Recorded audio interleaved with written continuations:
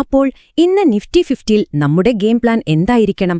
വരൂ, ഇന്നത്തെ ഏറ്റവും പ്രധാനപ്പെട്ട ടെക്നിക്കൽ ലെവലുകളും സാധ്യതകളും എന്തൊക്കെയാണെന്ന് നമുക്കൊന്ന് വേഗത്തിൽ നോക്കാം.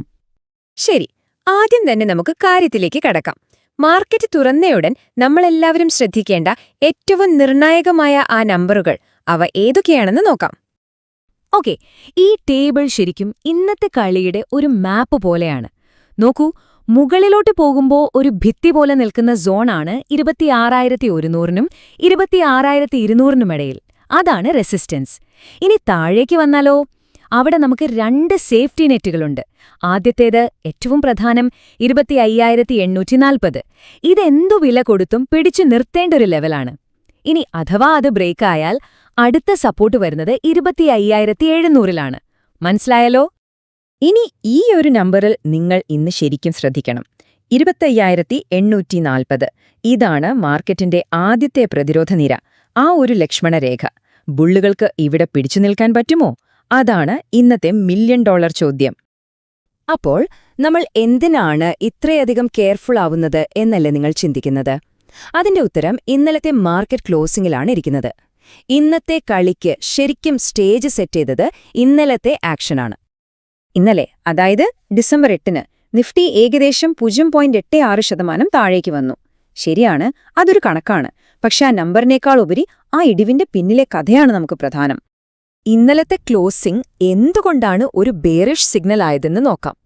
ഒന്ന്, 26,000 എന്ന സൈക്കോളജിക്കൽ ലെവലിന് താഴെയാണ് മാർക്കറ്റ് ക്ലോസ് ചെയ്തത്. അതുതന്നെ ഒരു വീക്ക്നെസ്സാണ്. പോരാത്തതിന് അതിന്റെ ഷോർട്ട് ടേം മൂവിംഗ് ആവറേജുകളും ബോളിംഗർ ബാൻഡിന്റെ മിഡ് ലൈനും ബ്രേക്ക് ചെയ്തു. ചുരുക്കി പറഞ്ഞാൽ സെല്ലേഴ്സ് കളിയിൽ താൽക്കാലികമായൊരു മേൽക്കൈ നേടി എന്ന് സാരം. ശരി, അപ്പൊ നമുക്ക് ചില സൂചനകൾ കിട്ടിയിട്ടുണ്ട്.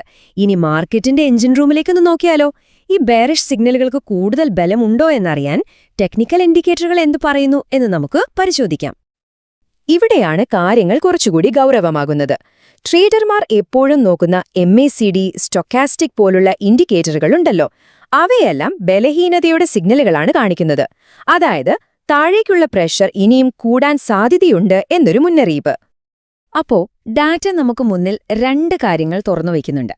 ഒന്ന്, മാർക്കറ്റിൽ മൊത്തത്തിൽ ഒരു നെഗറ്റീവ് ഫീലുണ്ട്.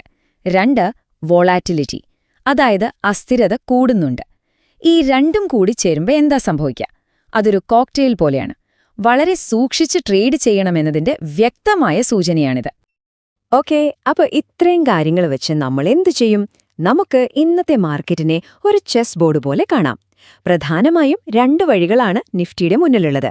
നമുക്ക് ആ രണ്ട് സാധ്യതകളും ഒന്ന് വിലയിരുത്താം. അതുകൊണ്ട് ഇന്നത്തെ ട്രേഡിംഗ് പ്ലാൻ വളരെ സിമ്പിളാണ്, ശ്രദ്ധിച്ചു കേൾക്കുക.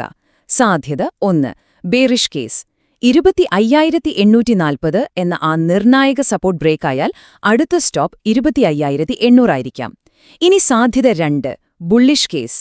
ബയോസ് തിരിച്ചുവന്ന് മാർക്കറ്റിനെ 25,840-ന് മുകളിൽ പിടിച്ചു നിർത്തിയാൽ നമ്മൾ മുകളിലോട്ട് നോക്കും.